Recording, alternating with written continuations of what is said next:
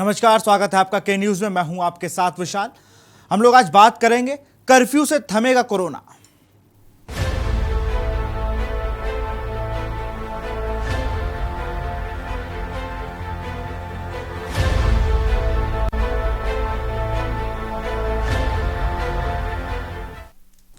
उत्तराखंड में कोरोना के बढ़ते मामले थम नहीं रहे हैं। राजधानी देहरादून में भी लगातार संक्रमण के केस आ रहे हैं। इसको देखते हुए जिला प्रशासन ने कोरोना कर्फ्यू की अवधि बढ़ा दी है। देहरादून के डीएम ने इस बाबत आदेश जारी कर दिए हैं कि इस दौरान निजी वाहनों का आवागमन पूरी तरह से प्रतिबंधित रहेगा। वहीं विपक्ष सरकार पर वार कर रही है तो सीएम जनता से घर में रहने की अपील कर रहे हैं। क्या कर्फ्यू से थमेगा कोरोना, देखिए इस रिपोर्ट में।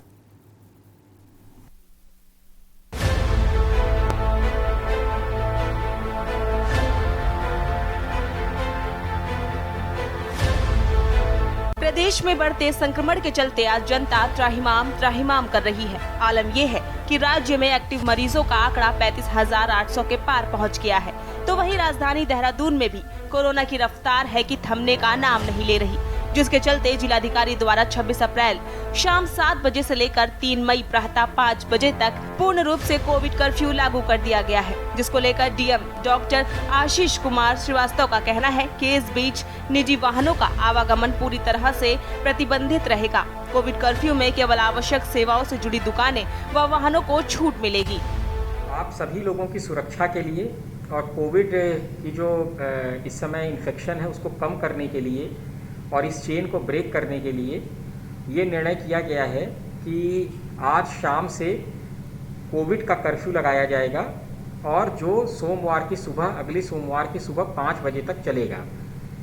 आप सभी देहरादून वासियों से मेरा अनुरोध है कि इस कर्फ्यू के दौरान ज़रूरी चीज़ें जो हैं उनकी जो दुकानें हैं वो खुली रहेंगी, जैसे कि हमारी राशन की दुकानें हो गई, फल सब्जी की दुकानें हो गई, डेयरी होगी, इसके अलावा अंडे की दुकान हो गई, मीट मछली की दुकान हो गई।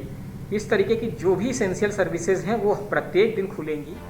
सरकार और प्रशासन द्वारा लगातार नई गाइडलाइंस जारी की जा रही हैं। बावजूद इन सब के विपक्ष लगातार सरकार की तैयारियों पर सवाल खड़े कर रहा है। बढ़ती कोरोना की लहर को रोकने के लिए राज्य सरकार द्वारा लगातार प्रयास जारी है। कभी विभिन्न गाइडलाइंस तो अब कोविड कर्फ्यू लगाकर संक्रमण को रोकने की कोशिश जारी है, जिस पर कांग्रेस का कहना है कि लगातार सरकार नई गाइडलाइंस जारी कर रहा है, लेकिन राज्य में संक्रमण की चेन को रोकने के लिए पूरी तरह से विफल साबित हो रही है। उनका मानना है कि अगर समय रहते ठोस कदम उठाया जाता तो बढ़ते संक्रमण को रोका जा सकता था। हमने सर्वदलीय बैठक में भी कहा था कि सरकार को पूरी स्थिति की जानकारी है, सरकार के पास तमाम विशेषज्ञ हैं। इस चैन को तोड़ने के लिए जो भी आवश्यक और कठोर कदम सरकार उठाना चाहती है, हम सरकार के साथ खड़े हैं। अब सरकार को अगर ये लगता है कि सिर्फ जो है देहरादून, उधम सिंह नगर, हरिद्वार या नैनीताल में जो है हम जो है इसको कर्फ्यू इम्प्रूव करके इसकी चैन को तोड़ सकते हैं, तभी तो सरकार के ऊपर निर्भर करता है। कोरोना संकट से निपटने के लिए राज्य सरकार द्वारा लगाए गए कोविड कर्फ्यू पर सूबे के मुखिया सीएम तीरथ सिंह ने देहरादून जनता सहित प्रदेशवासियों से अपील कर कहा है कि कोरोना संकट काल आवश्यक काम के चलते ही घरों से बाहर निकलें। उन्होंने कहा कि सरकार कोरोना की थाम के लिए हर कड़े प्रयास किए जा रहे हैं और समय समय पर हर मरीज की परेशानियों का निस्तारण भी लगातार किया जा रहा है। मेरी अपील आम जनता से है कि कोरोना महामारी से बचें और उसके लिए लगातार मास्क लगाएं, सैनिटाइज का उपयोग करें। भारत सरकार की जो गाइडलाइन है उसका 100% पालन करें। साथ ही हमने पूरी तरह से जनता को उनको इससे लड़ने के लिए हर तरह से सचेत करने का काम किया है। प्रदेश के कुछ जिलों के साथ साथ राजधानी देहरादून में भी संक्रमण का ग्राफ तेजी से ऊपर जा रहा है। सरकार और प्रशासन की तमाम कोशिशों के बावजूद आंकड़े थमने का नाम नहीं ले रहे, जिसके चलते राजधानी में आज शाम 7 बजे से लेकर 3 मई प्रातः 5 बजे तक कोविड कर्फ्यू लागू कर दिया गया है। लेकिन यहाँ सवाल यह उठता है कि क्या कोविड कर्फ्यू राजधानी में संक्रमण की चेन को तोड़ने में सफल साबित हो पाएगा या फिर विपक्ष द्वारा सरकार की तैयारियों पर खड़े सवाल सच साबित होंगे। स्पेशल डेस्क रिपोर्ट के न्यूज इंडिया।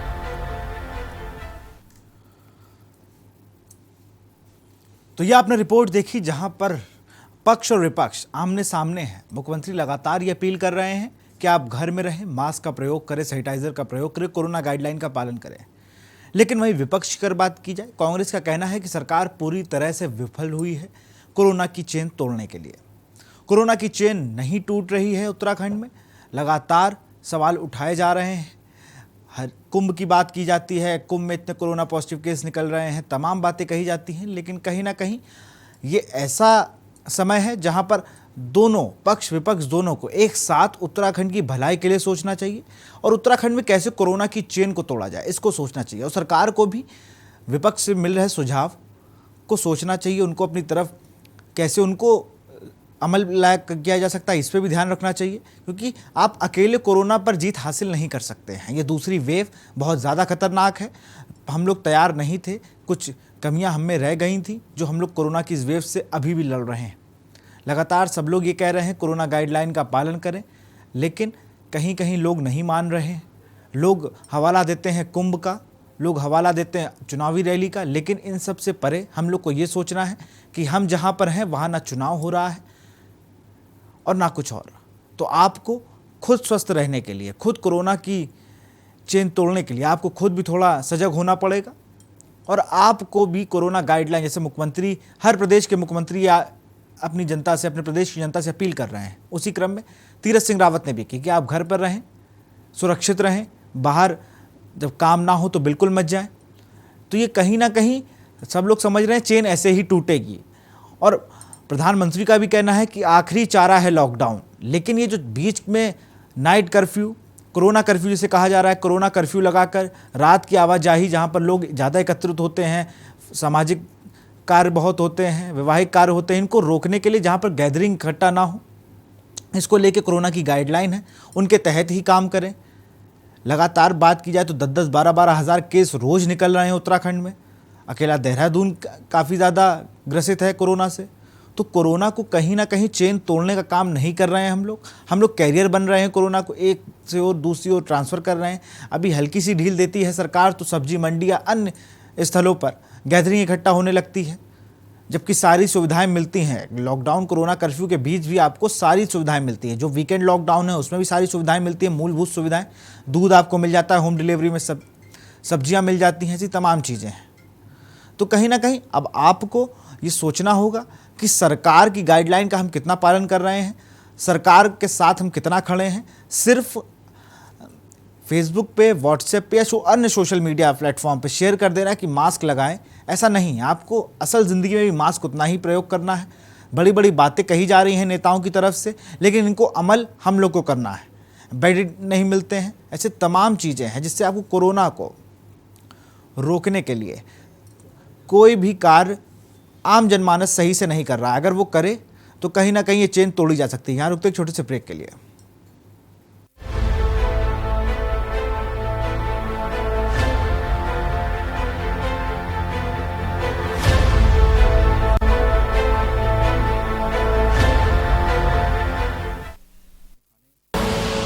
आप देख रहे हैं के न्यूज, खबरों का सारथी। सब जानते हैं जल ही जीवन है, तो आइए अपने जीवन को बचाएं। पानी के प्राकृतिक स्रोत हमेशा यूं ही जीवित रहें, तो हमें पानी बचाने का संकल्प लेना होगा। पानी की बूंद बूंद को संरक्षित करना होगा। पानी की एक बूंद को भी व्यर्थ नहीं बहने देना है। बारिश का पानी चाल खाल, तालाब और रिचार्ज टैंक्स बनाकर जमा करना होगा, ताकि इसका भूमिगत संचय हो सके। पीने के पानी का इस्तेमाल दूसरे कामों के लिए नहीं करना है। तीरथ सरकार 15 लाख से ज्यादा परिवारों को हर घर नल से जल योजना से जोड़ रही है। गांव में 1 रुपए और शहर में 100 रुपए में पानी का कनेक्शन। आज बचाएं जल, सुरक्षित बनाएं कल। आप देख रहे हैं के न्यूज, खबरों का सारथी।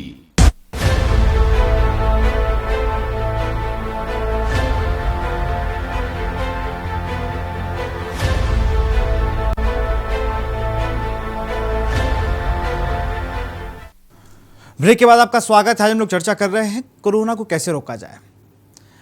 कर्फ्यू से रुकेगा कोरोना? नाइट कर्फ्यू लग चुका है, वीकेंड लॉकडाउन कहा जाए वो भी लग चुका है। तो कहीं ना कहीं अब इसमें अपने आप को आप कितना रोक सकते हैं घर से बाहर निकलने में, कितनी आप एहतियात बरत सकते हैं, लोगों से मेल जोल कम कर सकते हैं। अब ये ऐसा समय आ गया है, नहीं लोगों से मेल जोल तो कम करना ही पड़ेगा आपको, क्योंकि जिस तरह से कोरोना भयावह रूप ले रहा है, इसको रोकने के लिए हमें आपको अब थोड़ा संभलना होगा। हम लोग अब जैसे सरकार की गाइडलाइन अगर हम नहीं मानते तो उसके ज़िम्मेदार हम खुद हैं। हम सैनिटाइज हाथ को नहीं करते या साबुन से नहीं धोते तो इसके ज़िम्मेदार हम खुद हैं। मास्क हम नहीं लगा रहे हैं, कोरोना गाइडलाइन का पालन नहीं कर रहे हैं तो इसके ज़िम्मेदार हम हैं। उसमें ये पक्ष विपक्ष कोई नहीं आएगा। आप कोरोना संक्रमित हो जाएंगे तो आपको बचाने के लिए सिर्फ डॉक्टर आएंगे, ना कोई नेता दिखेगा ना कुछ, क्योंकि इतनी स्थिति भयावह हो चुकी है। अब लोगों को मान लेना चाहिए कि कोरोना को के काल में ही जीना है कुछ समय तक के लिए, तो उस हिसाब से चीज़ें करें। नहीं हमें 50 लोग के साथ कहीं एकत्र होकर रहना है, नहीं हमें किसी भीड़ वाली जगह पे जाना है। हमें हाथ को बार बार सैनिटाइज करना है, साबुन के हाथ से धोना है, साबुन से धोना है हाथ को। हमें मास्क हमेशा लगा के रखना है। अगर बंद कमरे में 8 लोग बैठे हैं तो भी मास्क लगा कर रहना है। तो कहीं ना कहीं कोरोना को अब थोड़ा सीरियस लेना होगा। और इसी चर्चा को जारी रखेंगे। हमारे साथ नरेंद्र जोशी जी हैं, कांग्रेस के नेता हैं। नवीन जी, बहुत बहुत स्वागत है आपका। धन्यवाद। नवीन जी, कोरोना काल में उत्तराखंड भी अछूता नहीं है, काफ़ी केसेस निकल रहे हैं। आपकी पार्टी ने आरोप लगाया कि सरकार पूरी तरह से विफल हुई है। तो कहीं ना कहीं सरकार पर आपने सवालिया निशान किया कि इतने टाइम से क्या दूसरा साल दूसरी वेव आ गई है, उसमें भी सरकार ने कोई तैयारियां नहीं की। कुंभ को लेकर भी आप लोगों ने काफ़ी सवाल उठाए थे। जी देखिए, भारतीय जनता पार्टी की जो राज्य की सरकार है, कोरोना को रोकने में बिल्कुल नाकाम साबित हुई है। इनको 1 वर्ष का समय मिला था जब कोविड देश के अंदर आया था। अब ये कोविड कम भी हुआ लेकिन ये सुधरे नहीं। इन्होंने ढील भी पूरी दे दी और लोगों ने उसका पालन करवाने में ये लोग नाकाम रहे। आज स्थिति प्रदेश के अंदर ये है कि 5,500 के आसपास केस प्रतिदिन आ रहे हैं, लेकिन यहाँ की स्थिति है ना लोगों को बेड मिल पा रहे हैं, ना स्वास्थ्य सेवाएं कोई मिल पा रही है, ना दवाएं इनको मिल पा रही है, ना वेंटिलेटर इनको मिल पा रहे हैं। ऑक्सीजन की कमी के कारण तो लोग रोडों में मरने को तैयार हो गए, लेकिन राज्य सरकार ने इनकी रोकथाम के लिए कोई भी व्यवस्था नहीं करी है। आज स्थिति ये हो गई कि हमारा जैसे कोविड सेंटर हम लोगों ने यहाँ पे कंट्रोल रूम खोला है, उसमें हमारे पास जो भी ज्यादा से ज्यादा लोगों को कॉल आते हैं, कोई कहते हैं कि हमको ऑक्सीजन वाला बेड दिलवा दीजिए, कोई कहते हैं वेंटिलेटर दिलवा दीजिए, कोई रेमडेसिविर की मेडिसिन की बात करते हैं। लेकिन प्रदेश की स्थिति ऐसी हो चुकी है कि हम लोगों की मदद करने में भी नाकाम साबित हो रहे हैं, क्योंकि राज्य सरकार ने ऐसी कोई व्यवस्था नहीं करी है। अगर हम सरकारी आंकड़े उठा के देख लें, जो इन्होंने अपने ऐप दे रखे हैं, जो इन्होंने अपने साइट्स दे रखी हैं, कि इसमें आप देखिए जिस बेड में जितने बेड खाली हैं, जहाँ पे जो स्थिति आपको उसमें दिखाई देगा। लेकिन अगर हम इसको लॉग इन करते हैं तो उसमें स्थिति दिखती है किसी हॉस्पिटल में 50 बेड खाली है, किसी में 100 बेड खाली है। अगर हम उनसे संपर्क करते हैं तो वहाँ पे कोई भी बेड वगैरह कोई खाली नहीं है। लोगों को मायूस होकर रोड पे रात गुजारनी पड़ रही है, अपनी जान के जोखिम लाले पड़े हुए लोगों के। लेकिन राज्य सरकार इसमें बिल्कुल भी मैं नहीं समझता हूँ कि आगे कुछ कर पा रही है। पूरी तरह से प्रदेश सरकार कोरोना को रोकने में नाकाम साबित हुई है। प्रदेश सरकार से हम पहले भी हम लोगों ने निवेदन किया था कि आप राज्य में ऐसी कोई स्थिति बनाइए, एक क्वारंटीन सेंटर बनाइए, बेडों की आप संख्या बढ़ाइए, डॉक्टर्स की आप संख्या बढ़ाइए, पहाड़ों में आप डॉक्टर भेजिए। ना इनके पास डॉक्टर है, ना नर्स है, ना स्टाफ है, ना दवाइयां हैं, ना इनके पास कोई बेड है, ना ऑक्सीजन इनके पास है, वेंटिलेटर इनके पास नहीं है। लेकिन स्थिति ये हो गई कि लोग आज दर दर को भटकने को तैयार हो गए। इस स्थिति के लिए आज प्रदेश में जितनी भी मौतें हो रही है, जितने भी कोरोना के केसेस बढ़ रहे हैं, इसके लिए भारतीय जनता पार्टी की और सिर्फ भाजपा की विफलता सामने देखने को आ रही है। नवीन जी, कांग्रेस के विधायक कितने हैं उत्तराखंड में, एक बार जरा बता दीजिए मुझे। हेलो, कांग्रेस के विधायक कितने हैं उत्तराखंड में? 11 विधायक। कितने? 11 विधायक हैं। 11 विधायकों ने अपनी विधानसभा में कितने क्वारंटीन सेंटर बना दिए? देखिए, राज्य ये क्वारंटीन आप नहीं, मेरी बात सुनिए। विधायक निधि से पैसा सब लोग दे रहे हैं, वो विधायक निधि से ही लग रहा है। मैं ये चाह रहा हूं कि ये विधायक भी कुछ काम कर ले। मुख्यमंत्री को तो हम बाद में पकड़ेंगे, पहले जो जिनको हमने चुना है, जिनको वोट डाला है जाकर, वो भी तो अपना रूल कुछ समझे रूप अपना तो दिखा दें। सैनिटाइजेशन का काम मुख्यमंत्री थोड़ी करेगा आके, राज के लोग तभी सजग होंगे ना। थोड़ा विधायक भी तो कुछ काम कर ले। मैं सब दोनों पार्टियों के विधायक की बात कर रहा हूं। अभी भाजपा के हैं नहीं तो मैं उनसे भी पूछ लेता। 11 विधायक आपके हैं, कितने क्वारंटाइन सेंटर अब तो कोई बनवा रहा है ना। आप कहीं भी कोई पार्क आपके पास हो तो आप बना सकते हैं। नवीन जी, 1 साल के अंदर कांग्रेस ने जितने भी काम किए, हमारे प्रदेश अध्यक्ष प्रीतम सिंह जी के नेतृत्व में, उन्होंने अपनी जान की परवाह नहीं करते हुए हमारे कांग्रेस के सारे लोग पूरे प्रदेश के अंदर हम लोगों ने भ्रमण किया। ये हमने अपनी जान की परवाह नहीं करी। राज्य सरकार हमें सुविधाएं उपलब्ध कराए ना हमें क्वारंटाइन सेंटर में कोई सुविधाएं उपलब्ध की जा रही है। आप कह रहे हैं विधायक लोग करें। अब हम अगर विधायक का ऑक्सीजन लाना है किसका काम है, वेंटिलेटर उपलब्ध कराना है किसका काम है, और गैस सिलेंडर, दवाइयां, रेमडेसिविर इंजेक्शन कहां से उपलब्ध होंगे, क्वारंटाइन सेंटर कहां से बनेंगे? तो सब राज्य सरकार को व्यवस्थाएं करनी पड़ती है। अगर राज्य सरकार इसमें सफल होती तो यहाँ पे क्वारंटाइन सेंटर भी बनते, लोगों को दर दर दवाइयों के चक्कर नहीं काटने पड़ते। आज सिर्फ उत्तराखंड क्या पूरे देश की स्थिति आप देख लीजिए। ऑक्सीजन के लिए लोग सड़कों पे मर रहे हैं, लोग अपने एम्बुलेंस में गैस लगाने को तैयार है, लेकिन स्थिति ये है प्रदेश के अंदर ना गैस है, ना मेडिसिन है, ना डॉक्टर है, नर्स है। इसमें कांग्रेस के विधायक कहां से क्या करेंगे? आप अगर नहीं सक्षम है तो आप इस्तीफा दीजिए। पहले भी कांग्रेस की जो सरकार रही है प्रदेश के अंदर विकास को लेकर, अन्य सुविधाओं को लेकर कांग्रेस हमेशा से सजग रही है। कांग्रेस ने प्रदेश के विकास के लिए हमेशा काम किया है। अगर आप बात करते हैं कोरोना के समय में, तो भारतीय जनता पार्टी के नेता, मुख्यमंत्री से लेकर इनके मंत्री, इनके विधायक घरों के अंदर बैठे हैं। आज भी कोविड के समय पे हम भी कांग्रेस वालों ने अभी कंट्रोल रूम में हम लोग बैठे थे, माननीय प्रदेश अध्यक्ष जी, और हमने पूरे प्रदेश की स्थिति का हमने जायजा लिया और लोगों से बात भी करी। जहां जहां हम अपने करने में सक्षम है, हमने उनकी सुविधाओं को बनाने का ही हम लोगों ने काम किया। लेकिन भारतीय जनता पार्टी के लोग घरों के अंदर दुबक के बैठे हैं। उनको विकास से कोई मतलब नहीं है, उनको लोगों की जो जाने जा रहे हैं उनसे कोई मतलब नहीं है। 1 साल का समय बहुत होता है। आपने प्रदेश के अंदर कुंभ कराया, आज उसके नतीजे देखने को मिल रहे हैं। सैकड़ों की संख्या में, हजारों की संख्या में 5,500 केस एक दिन के अंदर प्रदेश के अंदर आ रहे हैं। ये नतीजा तो और बहुत आगे बढ़ने वाला।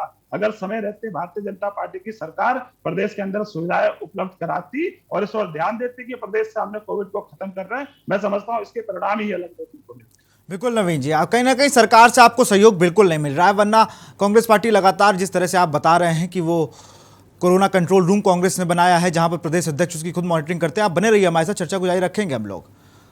यहां रुकते एक छोटे से ब्रेक के लिए, जल्द हाजिर होंगे।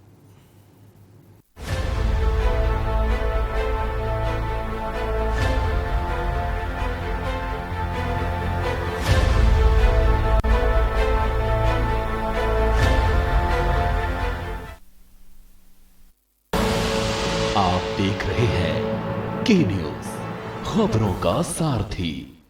आज पूरा विश्व कोविड-19 की लहर का सामना कर रहा है और इस लड़ाई में बचाव तथा सावधानी ही मुख्य हथियार है। कोरोना से बचने के लिए घर से बाहर निकलते समय चेहरे पर मास्क जरूरी है। समय समय पर हाथों को अच्छी तरह से धोएं। हमेशा 2 गज की दूरी का ध्यान रखें। उत्तराखंड सरकार आपकी सुरक्षा और सुखद स्वास्थ्य के लिए प्रतिबद्ध है। अपनी बारी आने पर कोविड-19 का टीका जरूर लगवाएं। ये पूरी तरह से सुरक्षित है। दवाई भी, कड़ाई भी, यही संकल्प हमें कोरोना से जीतने में सहायक होगा। सूचना एवं लोक संपर्क विभाग द्वारा जनहित में जारी।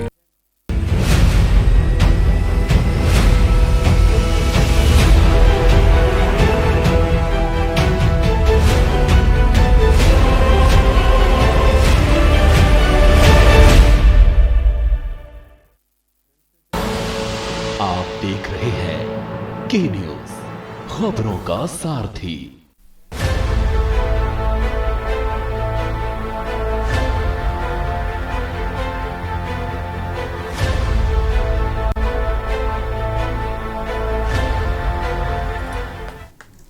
ब्रेक के बाद आपका स्वागत है। हम लोग चर्चा कर रहे थे कर्फ्यू से रुकेगा कोरोना। हमारे साथ कांग्रेस नेता नवीन जोशी जी बने हुए हैं। नवीन जी, कुछ सुझाव प्रीतम सिंह जी ने कहा कि हमने दिए थे, उस पर भी अमल नहीं किया गया। वो सुझाव जानना चाहूँगा। जिस तरह से सर्वदलीय बैठक में सुझाव दिए गए थे माननीय मुख्यमंत्री जी को, और वो भी बता रहे हैं आप कांग्रेस प्रदेश अध्यक्ष की वो भी अमल में नहीं लाए गए।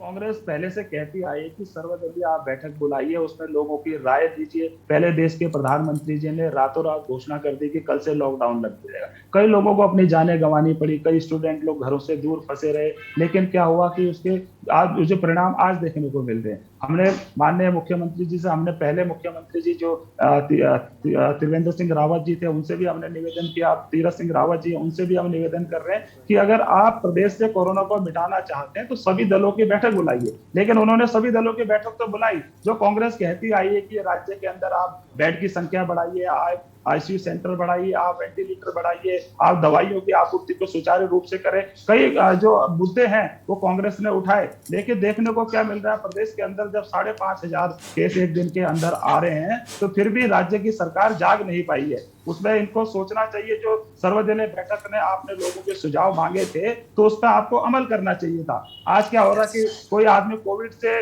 ग्रसित हो जा रहा है तो उसको दवाई नहीं मिल पा रही, दवाइयों का इनके पास भंडार है, वो सिर्फ इसलिए नहीं बढ़ पा रही है, उसमें पूर्व जो मुख्यमंत्री है त्रिवेंद्र सिंह रावत, उनकी फोटो लगी हुई है। अरे आप फोटो के चक्कर में क्यों पड़ रहे हैं? आज लोगों की जाने जा रही है, अगर पूर्व मुख्यमंत्री की उसमें फोटो लगी हुई है तो आप उसको बंटवा दीजिए, लोगों की जान बच जाएगी। आप सिर्फ अपनी फोटो चिपकाने के लिए, अपना प्रचार करने के लिए दवाइयां लोगों तक वितरित नहीं करा पा रहे हैं। अब देख रहे हम लोगों ने भी समाचार माध्यमों के से भी हमने देखा, हमने टीवी चैनल्स में भी देखा, जो मुख्यमंत्री की फोटो उसमें चिपका रहे हैं। आप इस प्रकार की घटना प्रदेश के अंदर कर रहे हैं, लोगों की जान की आपको चिंता नहीं है, तो इससे प्रदेश में आपका क्या मैसेज जाएगा? इसके लिए तो आप राज्य सरकार प्रदेश के अंदर कोरोना को रोकने में बिल्कुल नाकाम साबित हुई है, और इसमें ये जो आज की स्थिति है, ये इसके लिए जवाबदार भी राज्य सरकार है। क्योंकि प्रदेश के अंदर कुंभ हुआ, कुंभ में जो अव्यवस्थाएं देखने को मिली, लोगों के टेस्ट नहीं हो पाए, कई लोग ऐसे प्रदेश के अंदर घुस गए जिनको कोविड था, वो कई लोगों के संपर्क में आए, जिससे पूरे प्रदेश के अंदर आज कोरोना की स्थिति पूरी भयावह स्थिति प्रदेश के अंदर बनने जा रही है। अगर राज्य सरकार चाहती तो पहले ही राज्य की सीमाओं पर उनको रोक दिया जाता, लेकिन वहां पे कोविड जांच के केंद्र नहीं थे, वहां पे डॉक्टरों की कमी थी, वहां स्टाफ की कमी थी, ये सारी कमियों को इन्होंने नजरअंदाज किया। आज इसी के परिप्रेक्ष्य में यह हुआ कि पूरे प्रदेश के अंदर, जो पहले हमारा प्रदेश देखने में नहीं मिलता, कोरोना के बहुत कम केस, 1000 केस, 500 केस हमारे प्रदेश के अंदर आते थे, आज 5,500 से ज्यादा के केस प्रदेश के अंदर आ रहे हैं। इसके लिए भारतीय जनता पार्टी की जो नीतियां हैं, जो इन्होंने प्रदेश के अंदर लोगों के जो स्वास्थ्य से खिलवाड़ करने का इन्होंने काम किया है, प्रदेश की जनता इनको कभी माफ नहीं करेगी। लोग सिलेंडरों के लिए चक्कर काट रहे हैं, जो हमारा कंट्रोल रूम बना है उस पर हमारे पास ज्यादा से ज्यादा अगर टेलीफोन लोगों के आते हैं कि ऑक्सीजन वाला बेड आप हमको उपलब्ध करा दें, आप हमको वेंटिलेटर उपलब्ध करा दें, आप रेमडेसिविर हमको इंजेक्शन हमको दे दें, ऑक्सीजन आप हमको दे दें, ये सारी बातें होती है। लेकिन क्या करें, प्रदेश के अंदर आपूर्ति बिल्कुल नहीं आ पा रही है। ये दिखाते हैं, आंकड़ों में दिखा रहे हैं, इनकी वेबसाइट में चले जाइए, ये प्रत्येक हॉस्पिटल में आपको कहीं पे दिखाएंगे 100 बेड खाली है, कहीं पे दिखाएंगे 200 बिल्कुल। बेड। एक बात आपने कही कि जिस तरह से पुरानी फोटो सीएम साहब की लगी है, त्रिवेंद्र सिंह रावत जी की, इसलिए वो नई पैकेट बंट पा रहे हैं। कांग्रेस ने भी कुछ दवाएं बंटवाई थी, वो कितनी पहुंच गई? देखिए, जो दवाएं इन्होंने बनाई है, नहीं, इन्होंने जो बनाई है तो कुछ नहीं कर रहे हैं, आपके हिसाब से कुछ नहीं कर रहे हैं। आपने कंट्रोल रूम से जो चीजें दे रहे हैं, ये कहां तक लोगों तक पहुंच रही है, मैं ये जानना चाह रहा हूं।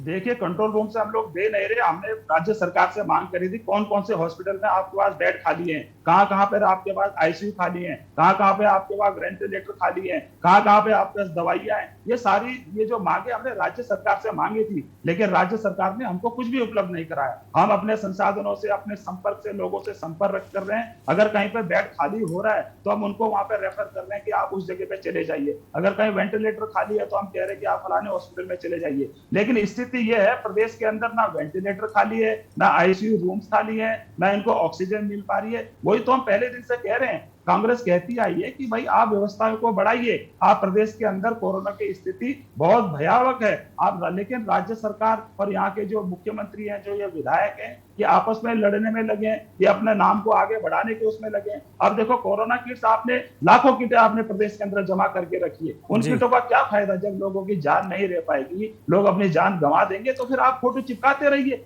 उससे क्या फर्क पड़ता है? आप सिर्फ अपना नाम कमाने के लिए लोगों की जिंदगी के साथ प्रदेश के अंदर खिलवाड़ कर रही है। जो बात कांग्रेस पहले दिन से कहती आई है कि राज्य सरकार ने प्रदेश में कोरोना को रोकथाम के लिए कोई कदम नहीं उठाए, जिसका खामियाजा प्रदेश की जनता को भुगतना पड़ेगा, लेकिन वही खामियाजा आज प्रदेश की जनता को भुगतना पड़ रहा है, और भुगतना भी पड़ रहा है। लगातार कोरोना के संक्रमण के केसेस बढ़ते जा रहे हैं।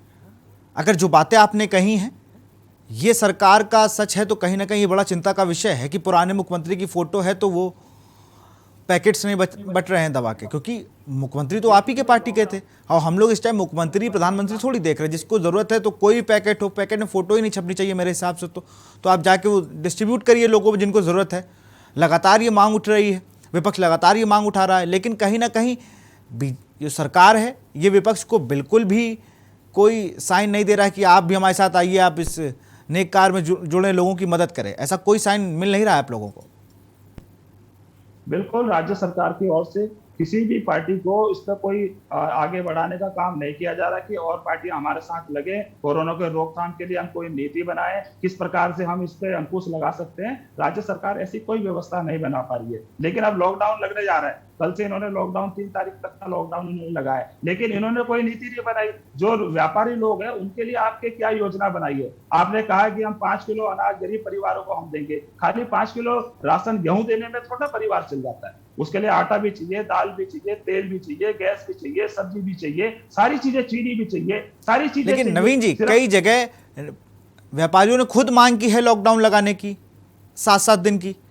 कई जगह तो खुद ही मांग कर ली है। देहरादून की अगर मैं बात करूं, उत्तराखंड की, तो वहां पर व्यापारियों ने कहा है, कह रहे हैं कि राज्य सरकार हमसे जिस प्रकार का समर्थन चाहती है हम समर्थन देने को तैयार है। लेकिन जो छोटे व्यापारी हैं, जो लघु उद्योग को संचालित कर रहे हैं, जो अपना परिवार पाल रहे हैं, सरकार को उनके लिए कोई ऐसा नियम बनाना चाहिए कि कुछ उनको आर्थिक मदद दे दी जाए। जितने दिन उनका रोजगार बंद रहेगा वो खाना खाने कहाँ जाएंगे, उनका परिवार कैसे चलेगा? ये समझ तो इनको राज्य सरकार को करनी चाहिए। राज्य सरकार ने ऐसी कोई व्यवस्था नहीं बनाई है। कांग्रेस तो कहती है आपको जिस प्रकार का भी सहयोग चाहिए, अगर आपको लगता है कि प्रदेश में अगर हम इसको लॉकडाउन करना चाहते हैं, इससे कोरोना संक्रमण कम होगा, तो कांग्रेस आपके साथ खड़ी है। लेकिन कांग्रेस के जो सुझाव आप उनको तो मानिए, जो जनता जिससे त्रस्त आप उनको तो मानिए। आज प्रदेश का बहुत बुरा हाल है, लोगों को बेड नहीं मिल पा रहे, लोग रोडों में अपने गाड़ियों में ऑक्सीजन लेने को तैयार है, लेकिन उनको ऑक्सीजन नहीं मिल पा रही, उनको दवाइयां नहीं मिल पा रही, उनको डॉक्टर नहीं। नवीन जी, कहीं ना कहीं स्थिति काफी भयावह है, लोगों को ऑक्सीजन और बेड नहीं मिल पा रहे हैं। आपका बहुत बहुत शुक्रिया हम लोग जुड़ने के लिए। हम लोग बात कर रहे थे आज